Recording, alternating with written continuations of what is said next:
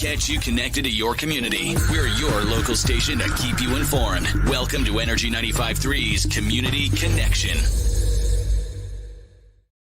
And it's another Condor's Connection. What's going on? Happy Thursday morning. My name is Erik Fox, joined on the other side of the screen, on the other side of the Condor's logo, by the man who I want to see how many pieces of clothing that have Condors on them he's wearing right now.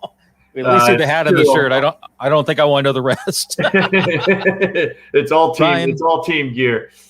Ryan Holt, how you doing today, buddy? I'm great. Enjoying a day off, and not a full day off. We've got some stuff going on today, but it's still, nice to wake up and not have to rush to the arena after a big win last night. Yeah, it is a little different because either you're yellow tinted because you're in a hotel room somewhere, or you're in your office there over at the arena. But today, from the kitchen. Yeah, I got the pantry behind me. We can play What's in the Pantry if we want. I'm sure it's a Condor's logo somewhere. It's Condor's branded pistachios. Let's start as we always do. We always talk about the parent organization first, Edmonton Oilers. Of course, this year, as we've been talking, is a little different because everything got realigned. So they're part of a Canadian division this year. And Toronto just locked in a playoff berth for that division yesterday. Edmonton right at their heels, and Winnipeg doing some stumbling right now. What's everything looking up north on the other side of the border, eh?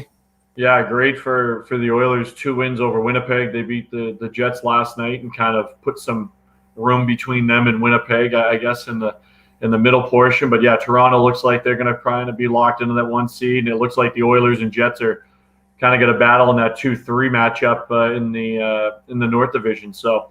It's a good matchup for the Oilers. Winnipeg's kind of banged up right now, and they've got some different, kind of roster changes. And the Oilers had Ryan McLeod go up last week. He played 2 games, and from all accounts, he played terrific hockey for Edmonton. So that's great to see whenever we have a Condor go up and jump right in the lineup and make an impact. That's what we're looking for. So great to see that happened, and looking forward for more down the stretch. Only a couple of games left. They end up, I think, May 15th or May 20th. They'll wrap the regular season. And, yeah, the Oilers will be playing playoff hockey for the second straight postseason.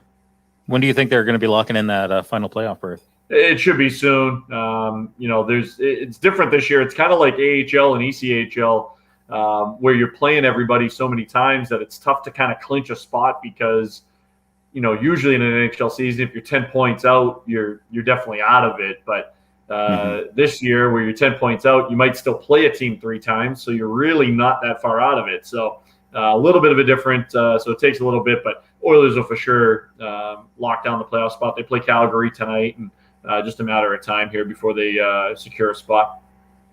Let's talk about the local organization. Of course, you're live from your kitchen, which means the team also gets a couple extra days after a crazy April. You guys did so much traveling. You guys did so many games, 11 games in just a short period of time. How has that been, and what does it do to the team to have a little break like this? Yeah, it's nice, and especially this year with all the protocols and things like that. The team hasn't been able to kind of for lack of a better term, breathe, for the better part of the season. It's just a matter of, being able to kind of exhale here for a couple of days, take a couple of days, maybe go to the beach, maybe, take a trip out of town, maybe just stay in town with the family and just enjoy, the nice weather here. So just a good couple of days. It was a long month of April, and, you mentioned 11 games. I think that 11 games came in 20 days because of all the changes to the schedule. So it was a great month of April, 8-3 in the month, and a point out of the top spot in the Pacific. And this team's giving you everything they can ask for. A big win over the top team in the Pacific right now in Henderson. Kind of a tough back-to-back. We came from San Jose Tuesday night and got in about 1:30 in the morning and back to the rink for a 6 o'clock game the next day. It wasn't easy, and especially with Henderson having some time off, but the team really played well last night, fed off the energy of the crowd, and great to see people back in the building, and just a fun atmosphere. Let's talk about Henderson, Bakersfield, and San Diego. In a very, very close race towards that top spot in the division this season. What are we looking at towards the end? Because it's hard to believe we're only, 2 to 3 weeks away from wrapping the season right now. What should we be looking at as we head towards that time?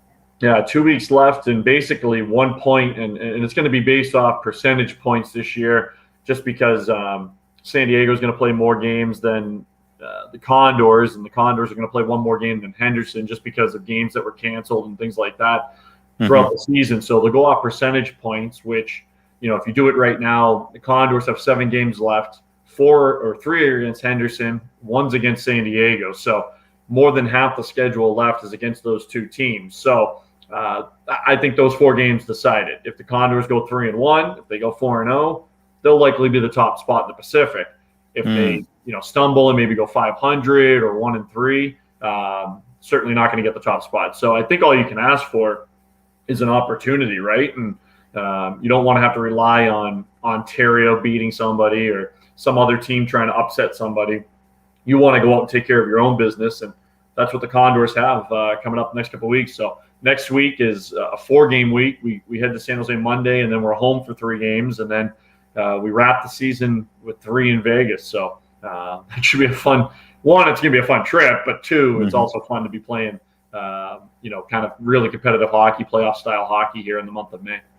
So tickets are available for that final homestand, right? Yeah, we just put them on sale, I think about an hour ago. So Wednesday, Friday, Saturday, that's May 5th, 7th, and 8th. The 5th and the 7th start at 6, and then the Saturday game starts at 5 against San Diego. All the tickets are digital this year, so AXS.com. We can save you some money, too, if you give us a call at 324-PUCK. We'll save you some money on some fees if you buy all 3 games at once, and looking forward to it. It's been, and Brad Malone talked about it last night. We had 1,000 people in the building the last couple of games, and, we were looking back at old playoff footage with, 8,500 in the building, and it was just nice to have a nice roar after a couple of goals. Malone scored a hat trick last night, so just nice to have a roar after goals and some energy in the building. Always love that. And of course, we're talking about 2 weeks left in the season, which means playoff time. What's the playoff situation looking like? Because I know AHL is still trying to work some tweaks and figure everything out. Is that right? Yeah, it looks like we will have some sort of postseason. What that looks like, I don't know yet. It looks like in a little bit here, the AHL is going to kind of put out something that says, there will be playoffs in the Pacific Division. What it looks like, I don't know. So for me and for the team, that means, finish as high as possible, because one, if say only 4 teams make it, you want to be in the top 4. 2, if there's any sort of hosting or tournament style or, shortened series at the end of May, you want to be hosting. You want to be on home ice. So, finish in the top 2, and that kind of guarantees you that you at least host something, whatever that is. So if you're the top spot in the Pacific, you know that you're never going to have to leave home regardless of, what happens. So we'll see what they end up deciding on. I know it's been a long process back and forth and trying to make something happen, and looks like something will happen. What that is still remains to be seen. Well, you'll have to work on your playoff beard as we head towards that time, Ryan. And, of course, we'll be joined again next week. We are looking at having some guests back with us here on Condor's Connection. That's going to be a fun time. So definitely check in, tune in, and we will keep you updated on our Facebook page as well as the Bakersfield Condors Facebook page on everything going down when we go to playoff time here in Condor Town. Ryan Holt, always appreciate the time, my friend. Thanks, Eric. Appreciate you. We'll see you next week.